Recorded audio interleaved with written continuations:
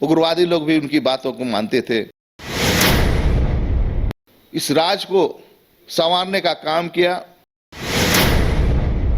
शिबू सोरेन जी को नोबेल पुरस्कार से भी नवाजा जाए। 1932 आजादी से पहले की बात है, कोई तार्किक नहीं मानते और ऐसे भाषण देते थे लगता कि कोई शेर दहाड़ रहा है। यहाँ के लोगों को थर्ड ग्रेड फोर्थ ग्रेड नौकरी अगर हम नहीं दे पाए तो दुर्भाग्य है। दिशुम गुरु शिबू सोरेन के निधन के बाद पूरे झारखंड में शोक की लहर है। इस बीच कांग्रेस की ओर से मांग की जा रही है कि दिशुम गुरु शिबू सोरेन को भारत रत्न से नवाजा जाए और इसके साथ ही उनके आवास को संग्रहालय में तब्दील किया जाए। आज इसी को लेकर हम चर्चा करेंगे। हमारे साथ कांके विधायक सुरेश बैठा मौजूद है। बातचीत करते हैं कि दिशुम गुरु शिबू सोरेन ने जिस तरीके से काम किया, झारखंड को अलग राज्य बनाने में उनकी जो भूमिका रही वो काफी अहम रही और आप लोग लगातार मांग कर रहे हैं केंद्र सरकार से, क्या कुछ है पूरा मामला? देखिए, आदरणीय दिशुम गुरु शिबू सोरेन जी झारखंड के ही नहीं पूरे हिंदुस्तान के नाज थे।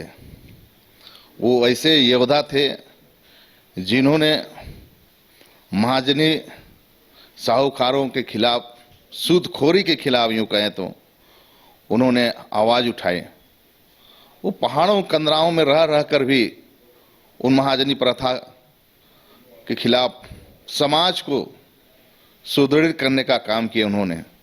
जो समाज में कुरीतियाँ थी, कुव्यवस्थाएं फैली हुई थी, जिस तरह धरती आबा बिरसा मुंडा जी समाज में जो कुरीतियाँ फैली हुई थी, उसी तर्ज पर, उसी रास्ते पर चलकर उन्होंने सबसे पहले समाज को कैसे सुधार करेंगे इसकी वो बराबर चिंता करते रहे। गांव घर में दारू हांडी ना पियो रे बच्चा, इस तरह का उन्होंने आंदोलन चलाया। बाजारा और हाटों में उन्होंने ये आंदोलन को चलाया।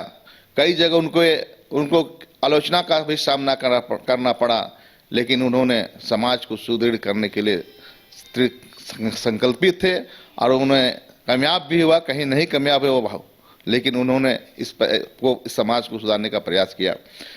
ऐसे व्यक्ति जब आंदोलन चरण पे था साहूकारों के खिलाफ, उन्होंने राजनीतिक रास्ता को अपनाया और राजनीतिक में जब आए तो उन्हें एक लकीर खींच दी। पूरे हिंदुस्तान में एक आवाज़ बने।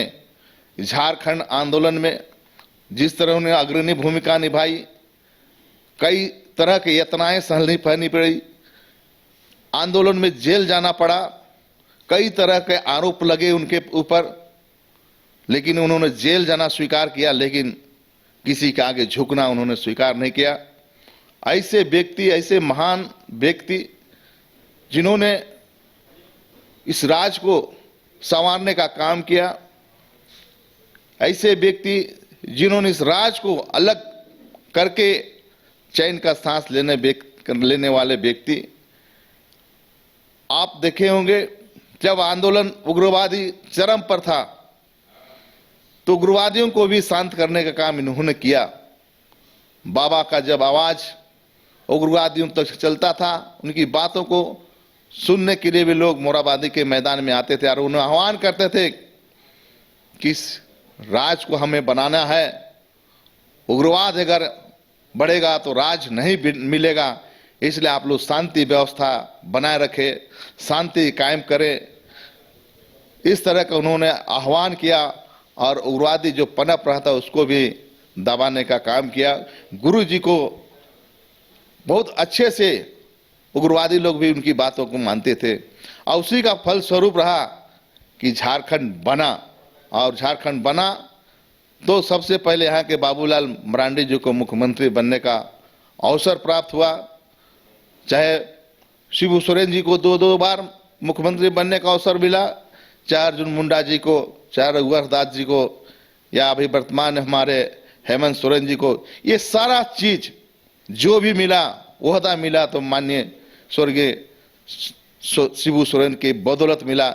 ऐसे महान हस्ती, ऐसे देशभक्ति, ऐसे सामाजिक विचारधारा से परिपूर्ण संपन्न व्यक्ति जो सबको, सभी जाति धर्म समाज के लोग को लेकर चलने वाले, जो अपने संसदीय क्षेत्र की बात तो उठाते ही थे जब वो लोकसभा का सदस्य हुआ करते थे, राज्यसभा का सदस्य हुआ करते थे। इन सारी जाति, सभी धर्म, सभी समुदाय को और विशेषकर दलित समुदाय, आदिवासी समुदाय, पिछड़ी जाति, अल्पसंख्यक और साधारण वर्ग के लोगों के लिए एक आवाज संसद में बनते थे। ऐसे व्यक्ति जो उन्होंने समाज के लिए कार्य किया, ऐसे व्यक्ति के लिए मैं मांग करना चाहता हूं भारत सरकार से कि उन्हें भारत रत्न से नवाजा जाए और साथ ही साथ जो हमारा जो पूरा विश्व का जो सबसे बड़ा पुरस्कार होता है नोबेल पुरस्कार, उसके लिए भी भारत सरकार को आगे चिट्ठी पत्र के माध्यम से भेजना चाहिए, ताकि ऐसे महान सामाजिक नेता, जिस तरह नेल्सन मंडेला ने समाज को सुधारने का काम किया, उन्होंने दक्षिण अफ्रीका में कई सालों तक जेल में रहे, राष्ट्रपति भी बने, वैसे लोगों को जब आपने नोबेल पुरस्कार दे सकते हैं तो हमारे जो यह इस देश के लिए ये आंदोलनकारी नेता जो हमारे अबुआ राज्य के नेतृत्व करता शिबू सोरेन जी को नोबेल पुरस्कार से भी नवाजा जाए, यही मेरी कामना है, यही मेरी मांग है। अच्छा सुरेश जी, कुछ ऐसा अनुभव जो आप साझा करना चाहते हैं? देखिए, हम लोग स्कूल के पीरियड में जब अपने गांव सेंट जोसेफ स्कूल रजाउलातो में पढ़ते थे तो ये सावना लकड़ा जी के साथ भी इनका बहुत बड़ा ताल्लुकात था और रोशन लाल भाटिया, ये लोग मीटिंग किया करते थे। आपका हुतहा टाण मैदान होता था, तो मीटिंग के दरमियान जब छुट्टी होती थी, देखते 3-4 बजे छुट्टी हो रही तो इन लोग को मीटिंग चल रही थी। उसमें महेंद्र कश्यप जी थे, जेएमएम के नेता, बड़े नेता थे, तो इन लोगों की मीटिंग को हमने देखा था और उस समय भी देखते थे ये लोग बड़ी सभा करते थे और उस समय कोई राजनीतिक नहीं बात करते थे, समाज को कैसे सुधारेंगे, दारू हाड़ी ये मत पियो, शराब का नशा मत करो रे, इस तरह का ये डायरेक्ट बात करते थे। बाजार हाटों में आंदोलन चलाते थे, नामकुम बाजार में एक बार बहुत बड़ा आंदोलन चलाए, तो कई तरह के इनको आलोचना का सामना करना पड़ा, है ना, जिसमें सावना लकड़ा को भी इसमें मतलब आलोचना का सामना करना पड़ा। कई महिलाएं गाली गुप्ता भी किए, लेकिन उन्होंने आंदोलन को जारी रखा समाज को सुधारने के। तत्पश्चात जब हम लोग कॉलेज में 91-93 बैच था इंटर का हम लोग का एमबीएस कॉलेज में, तो उस समय भी बहुत बड़ा इन्होंने आंदोलन किया था, जो बहुत बड़ा रैलियाँ किया था मोराबादी मैदान में, उलगुलान रैली जिसका नाम दिया गया था। उस रैली में जब उनका माइक का आवाज़ सुनना ही पड़ता था मेन रोडों में, तो हम लोग निकल कर जो है मेन रोड से निकल कर मोराबादी मैदान में जाते थे और उनके भाषणों को सुनते थे और ऐसे भाषण देते थे लगता कि कोई शेर दहाड़ रहा है। सही मायने में झारखंड आंदोलन चरण पर था और जो डिमांड्स थी वो डिमांड्स को उन्होंने पूरा कराने काम किया। 1995 में झारखंड स्वायत्त शासी परिषद का गठन हुआ, जिसका शायद हमको लगता है चेयरमैन उन्हीं को बनाया गया था और उसमें कई सदस्य भी उसमें थे लोग, और उसमें उस समय हम लोग के सुबोध कांत सहाय जी भी इनके साथ में तो रहे हैं और बहुत सारे लोगों का उनके साथ में ताल्लुकात रहा। तो देखते हैं कि बहुत पुराने नेता लोग को, जैसे सूरज मंडल वगैरह सब, एक समय था शैलेंद्र महतो, ये सब लोग का एक टीम हुआ करता था, 3-4 जन। तो उस पीरियड को भी हमने देखा है और उस आंदोलन, वो जो उलगुलान रैलियाँ जो किए थे ना, उस समय जो प्रभाव डाले थे बिहार में, जब लालू प्रसाद की गवर्नमेंट बनी 1995 में, तो लालू जी को विवश होना पड़ा 5 साल के अंदर में, जो आंदोलन के उन्होंने आंदोलन किया। और 15 नवंबर 2000 ईस्वी को लालू को जब सरकार में जब बनना था, तो हम लोगों ने विवश किया।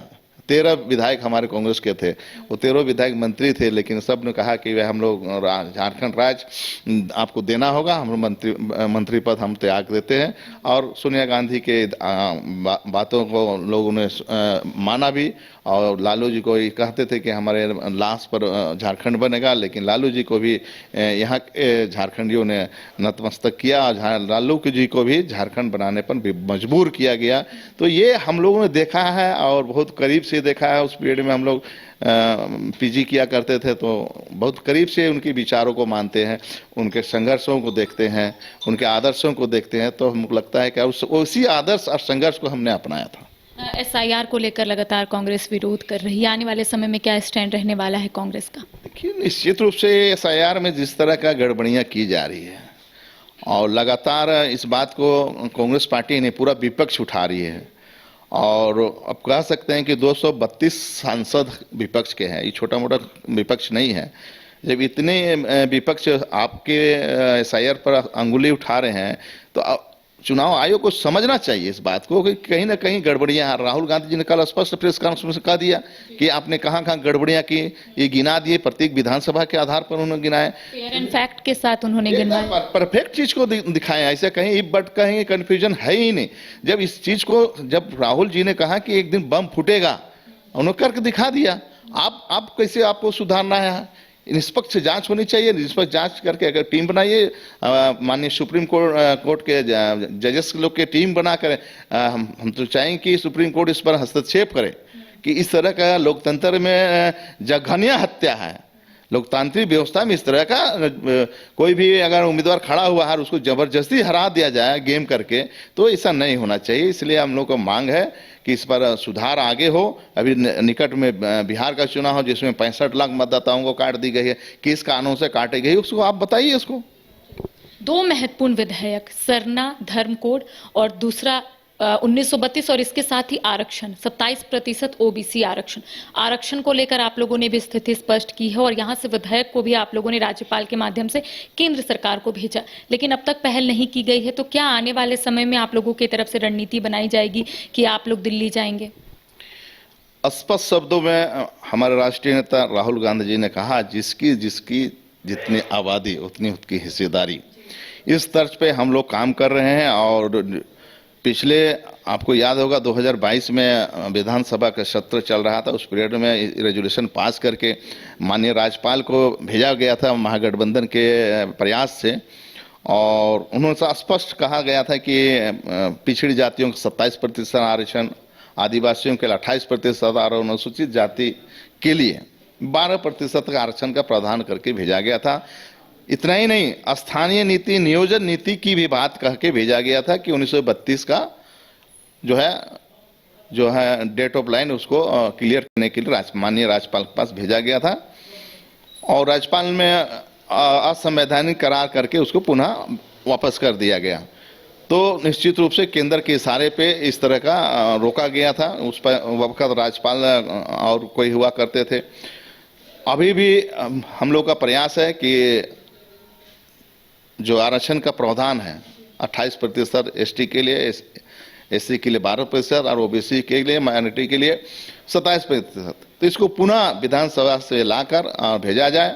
और जहां तक 1932 की बात है, तो मेरा अगर व्यक्तिगत विचार आप कहिएगा, अगर 1932 आज़ादी से पहले की बात है, कोई तार्किक नहीं मानते हैं हम इसको थोड़ा सा ब्रेक करना चाहते हैं, उसको बीच का रास्ता निकाला जाए ताकि लोग यहाँ, जैसे 1964 भी सर्वे हुआ है, 64 के बाद उसमें 72 भी है, तो 64 को हमारे हिसाब से लगता है कि 64 को माना जाए और 64 का सर्वे को ही आधार मानकर, जैसे शैलेंद्र महतो जी भी का विचार है कि 1964 का सर्वे को लेकर अगर झारखंड में स्थानीय नियोजन नीति बनाएंगे तो उस वक्त बहुत सारे बिहार के पीरियड में, यहाँ झारखंड तो अभी भी बना है लेकिन उस समय तो बिहार ही था, तो सारे लोग समाहित इसमें हो सकते हैं। इसलिए मेरा व्यक्तिगत विचार है, बाकी पार्टी का स्टैंड जो होगा हम उनके साथ है, लेकिन मेरा विचार है 1964 का डेडलाइन लेना चाहिए। अच्छा सुरेश जी, एक आखिरी सवाल रहेगा, क्योंकि बिहार में डोमिसाइल लागू हो गया है शिक्षक भर्ती को लेकर, तो झारखंड में क्या ऐसा कुछ होगा? क्योंकि बिहार में पहले बिहारी उसके बाद बाहरी को मौका दिया जाएगा, तो झारखंड में भी तो हमेशा से ही मांग उठा है कि पहले झारखंडी को दीजिए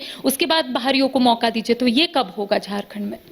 करिश्मा जी, आप जानते हैं जब भी राज्य का प्रदेश का गठन होता है तो उसका लिए एक प्रावधान बनाया जाता है कि भाई यहाँ के लिए मतलब 3rd ग्रेड 4th ग्रेड लिए कम से कम यहाँ के लोगों को नौकरी मिलनी चाहिए। ये हर प्रदेश का ये रेजुलेशन पास करके रूल को फॉलो किया जाता है। लेकिन हमारा ये झारखंड राज्य जो पहला झारखंड राज्य है, जिसे इसके साथ में उत्तराखंड बना, उसके बाद में छत्तीसगढ़ बना, तो वहाँ का एमपी का जो हिस्सेदारी थे उत्तराखंड आपका ये छत्तीसगढ़ में, तो वहाँ के लोगों ने छत्तीसगढ़िया के लिए बनाया। निश्चित रूप से छत्तीसगढ़िया मतलब मीन्स कि वहाँ के रहने वाले जो 3rd ग्रेड 4th में नौकरी मिलना चाहिए, ये उन लोगों ने प्रावधान किया। उत्तराखंड में भी आप देखे होंगे वहाँ के लिए 3rd ग्रेड 4th के लिए नौकरियाँ के प्रावधान किया। इसमें हम देखते हैं क्या है कि झारखंड के लिए अभी कोई नियम नहीं बन पाया। इससे क्या हो रहा है कि 3rd ग्रेड 4th ग्रेड की जहाँ नौकरी यहाँ यहाँ के लोगों की होना चाहिए, स्थानीय लोगों को, वो नहीं मिल पा रहा है। मिल भी रहा है तो कहीं बाहर से लोग आ जा रहे हैं, वहाँ बाहर से टपक जा रहे हैं। तो यहाँ के लोगों के लिए थर्ड ग्रेड फोर्थ की नौकरी का प्रावधान बनाना चाहिए। इसमें स्थानीय नियोजन नीति बन जाएगा तो निश्चित रूप से यहाँ के लोगों को नौकरी मिलेगी। गठबंधन में आप लोग भी सहयोगी दल के रूप में हैं, क्या आप लोग ये मांग रखिएगा? क्योंकि कई बार अभ्यर्थियों का कहना है कि थर्ड फोर्थ में भी तो हम लोगों को रखिए, मूल निवासियों को रखिए, बाहरियों को यहाँ पर भर रहे हैं। रखिएगा नहीं, हम रख चुके हैं। आपने देखा होगा पिछला सत्र जो चल रहे थे आपका जनवरी में, तो उसमें हमने कहा, उस समय बहुत लोग हमसे, सरकार के लोगों ने भी कहा कि नहीं भाई आप तो उठाए जरूर सही बात को, लेकिन यहाँ नहीं उठाना चाहिए। तो हम कहाँ उठाएंगे? यही तो प्लेटफॉर्म है जो हम यहाँ के लोगों की बात को उठा सकते हैं। हमने स्पष्ट कर दिया, आज भी मेरे डिमांड्स है कि स्थानीय नियोजन नीति बननी चाहिए। यहाँ के थर्ड ग्रेड फोर्थ ग्रेड के नौजवानों को जो बेरोजगार हैं, भटक रहे हैं, पढ़े लिखे हैं, उन लोगों को नौकरी की प्रावधान होने चाहिए। अभी तो इस वक्त में तो दिशुम गुरु जी का हम लोग का अभी शोक में है। 12वां 13वां जब बीतेगा उसके बाद में जब भी बजट का प्रावधान होगा, इसमें जो है 3 दिन का जो सेशन चलेगा, अगर इस बात को अगर अवसर मिलेगा तो हम इस बात को पुनः भी उठाएंगे। और झारखंडी हित की बात तो जरूर होनी चाहिए, क्योंकि झारखंड आखिर बना है तो किसके लिए बना है? यहाँ के लोगों को थर्ड ग्रेड फोर्थ ग्रेड नौकरी अगर हम नहीं दे पाए तो दुर्भाग्य है। तो देखिए, इस वक्त हमारे साथ कांकेर विधायक सुरेश बैठा मौजूद थे। दिशुम गुरु शिबू सोरेन अब हमारे बीच नहीं है और ऐसे में लगातार कांग्रेस की ओर से मांग की जा रही है। आपने सुना कि कांकेर विधायक सुरेश बैठा का स्पष्ट तौर पे कहना है कि नोबेल पुरस्कार के साथ साथ भारत रत्न से उन्हें नवाजा जाए। साथ ही साथ कई मुद्दों को लेकर हमने इनके साथ चर्चा की। इन्होंने क्या कुछ कहा आपने सुना। फिलहाल सहयोगी गौरव के साथ करिश्मा सिन्हा, न्यूज बाइस्कोप, रांची। गोल जहां 27 वर्षों के सफर में 17,000 से भी अधिक छात्रों ने डॉक्टर एवं इंजीनियर बनकर भरे सफलता की ऊंची उड़ान, जहां साधारण छात्र भी असाधारण सफलता प्राप्त कर बना रहे इतिहास। दूरदर्शी शिक्षाविद श्री विपिन सिंह के मार्गदर्शन में मेडिकल एवं इंजीनियरिंग के लाखों छात्रों के लिए आशा की किरण के रूप में गोल्ड रिजल्ट फैक्ट्री। शहर की भीड़ से बोर हो गए हो? तो चलिए आज नए वाइब में आपको लेके चलते हैं, जिसका नाम है वैदिक विलेज। एम्स पटना से 10 मिनट की दूरी पर नौबतपुर में स्थित ये सोसाइटी सिर्फ आपके लिए है। यहाँ पे मेन रोड 30 फीट की है, रिंग रोड 24 फीट की है और ब्रांच रोड 20 फीट की है। यहाँ मिलेगा आपको स्विमिंग पूल, जॉगिंग ट्रैक, मंदिर और 24/7 सिक्योरिटी कैमरा जैसी बेसिक एमिनिटीज। शांति और सुकून से भरा प्लॉट चाहिए तो सोचना बंद करो, अभी कॉल करो नीचे दिए हुए नंबर पे। H2O City, higher quality of living, a project by Anshul Homes. Luxury 2 and 3 BHK flats with garden attached balcony. Amenities are valet parking, swimming pool, clubhouse, kids play area, badminton and basketball courts. Anshul Homes, H2O City. Deoghar के घोरमारा का सुखारी मंडल का शुद्ध पेड़ा बन गया है भोले के भक्तों की पहली पसंद। कांवरिया हो या श्रद्धालु, सभी पहुंचते हैं सुखारी मंडल गार्डन और रूबी रेस्टोरेंट घोरमारा।